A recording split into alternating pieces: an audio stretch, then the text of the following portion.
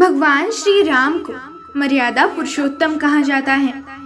उन्होंने सदैव धर्म और सत्य का पालन किया है, चाहे इसके लिए उन्हें राज सिंहासन छोड़ना ही क्यों न पड़ा हो, 14 वर्षों का कठिन वनवास भोगना पड़ा हो या माता सीता का त्याग करना पड़ा हो, वे कभी भी अपने धर्म तथा आदर्शों से पीछे नहीं हटे। इसीलिए आज तक उन्हें आदर्श पुरुषोत्तम के रूप में याद किया जाता है। भगवान श्री राम को एक वचनी एक पत्नी कहा जाता है। इतिहास में हमारे भगवान तथा राजा एक से अधिक पत्नियां करते थे, किंतु भगवान श्री राम ने माता सीता को वचन दिया था कि वो जीवन पर्यंत उनके अलावा किसी और स्त्री को अपनी पत्नी के रूप में स्वीकार नहीं करेंगे। इसी के साथ भगवान श्री राम ने सदैव अन्य महिलाओं को माता, बहन व पुत्री के रूप में आदर किया है तथा उन्हें उनका उचित सम्मान दिलवाया। भगवान श्री राम ने अपने जीवन में अनेक स्त्रियों का उद्धार किया है। आज हम ऐसी ही 5 स्त्रियों की बात करेंगे जिनकी कथा भगवान श्री राम से जुड़ी हुई है।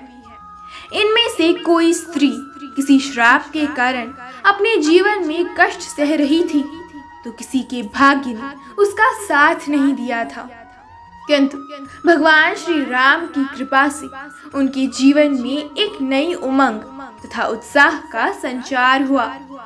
उससे पूर्व यदि आप इस चैनल पर नए हैं तो चैनल को सब्सक्राइब कीजिए और बेल आइकन को भी अवश्य प्रेस कीजिए ताकि हमारे नए वीडियो सबसे पहले आपके पास पहुंचे।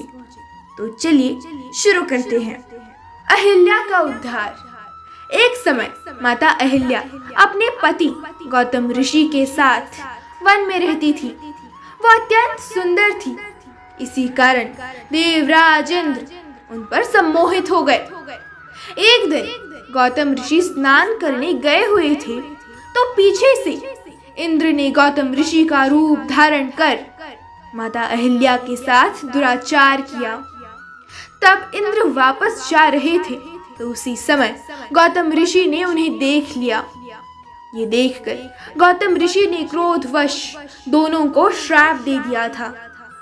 माता अहिल्या अपने पति गौतम ऋषि के द्वारा दिए गए श्राप के कारण वर्षों तक पाषाण की मूर्ति बनी रही।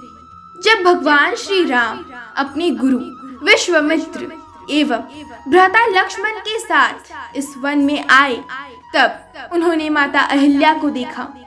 गुरु विश्वामित्र के कहने पर उन्होंने उस पत्थर की शिला को अपने चरणों से स्पर्श किया, जिसके फलस्वरूप माता अहिल्या को फिर से नारी का रूप मिला। इस प्रकार वर्षों के पश्चात प्रभु श्री राम ने माता अहिल्या का उद्धार किया। ताड़का का वध।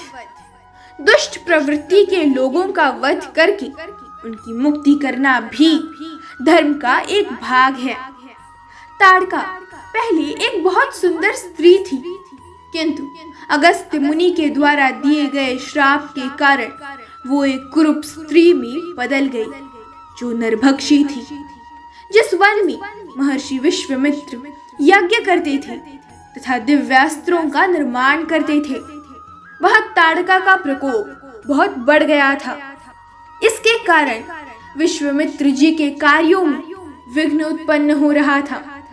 ताड़का का वध करने के उद्देश्य से विश्वामित्र जी अयोध्या नरेश दशरथ से उनके सबसे बड़े पुत्र श्री राम को अपने साथ लेकर आए। भगवान राम शुरू में तो ताड़का का वध करने में थोड़ा सा हिचकिचाए थे, क्योंकि धर्म में स्त्री हत्या पाप था, किंतु ऋषि विश्वामित्र के आदेश अनुसार उन्होंने ताड़का का वध करके उसका उद्धार किया था। शबरी का उद्धार। शबरी एक आदिवासी महिला थी, जिसके मन में भगवान श्री राम से मिलकर मोक्ष प्राप्ति की इच्छा थी। उनके गुरु ने अंतिम समय में बताया था कि एक दिन उसकी कुटिया में स्वयं भगवान श्री राम आएंगे, जिनसे उन्हें मुक्ति मिलेगी। इसी आस में वो प्रतिदिन अपनी कुटिया को पूरी तरह से साफ करती थी, नए नए पुष्पों को कुटिया के रास्ते में सजाती थी और प्रभु के लिए फल एकत्रित किया करती थी। भगवान श्री राम की प्रतीक्षा में शबरी का संपूर्ण जीवन बीत गया। अंत में जब भगवान श्री राम अपने भ्राता लक्ष्मण के साथ माता सीता की खोज में वहां आए, तब उन्होंने उस वन के सभी विद्वानों के आश्रमों को छोड़कर शबरी की कुटिया को चुना और उसके दिए जूठे बेर को खाया। शबरी की इच्छा अनुसार भगवान राम ने हृदय से ही शबरी को नवधा भक्ति का ज्ञान दिया, जिससे उन्हें मोक्ष प्राप्त हुआ। तारा का उद्धार। तारा किष्किंधा के वानर राजा वाली की पत्नी थी। वाली का भगवान श्री राम ने अपनी सखा तथा वाली के भाई सुग्रीव की सहायता करने के लिए वध कर दिया था। उसके पश्चात सुग्रीव को किष्किंधा का नया राजा नियुक्त किया गया था। वाली के समय तारा किष्किंधा की महारानी थी, किंतु उसके मरने के पश्चात तारा का राज्य पर कोई अधिकार नहीं रहा था। तारा तथा किष्किंधा के लोग वानर जाति से थे, जहां स्त्री का पुनः विवाह हो सकता था।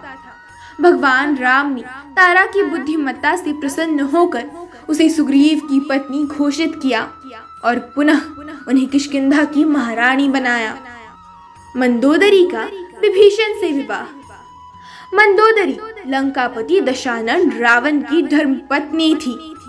जब भगवान श्री राम ने रावण का वध कर दिया, तब मंदोदरी युद्ध भूमि में आई। अपने पति और पुत्रों की मृत्यु को देखकर वो विचलित हो उठी। मंदोदरी दुष्ट रावण की पत्नी तो थी, किंतु वो भगवान विष्णु की भी भक्त थी। उसने हर वक्त रावण को सही मार्ग पर चलाने के लिए बहुत प्रयास किए थे और माता सीता का भी यथोचित आदर किया था। भारतीय समाज में विधवा के पुनः विवाह की परंपरा नहीं थी और उसे सभी सांसारिक सुखों को त्याग कर एक विधवा की तरह जीवन व्यतीत करना होता था। किंतु भगवान श्री राम ने विभीषण को लंका का महाराज घोषित करने के पश्चात उन्हें मंदोदरी से विवाह करने को भी कहा। भगवान राम के कहने पर विभीषण ने अपने भाई की विधवा पत्नी के साथ विवाह कर लिया और इस तरह पुनः उन्हें लंका की महारानी का सम्मान प्राप्त हुआ।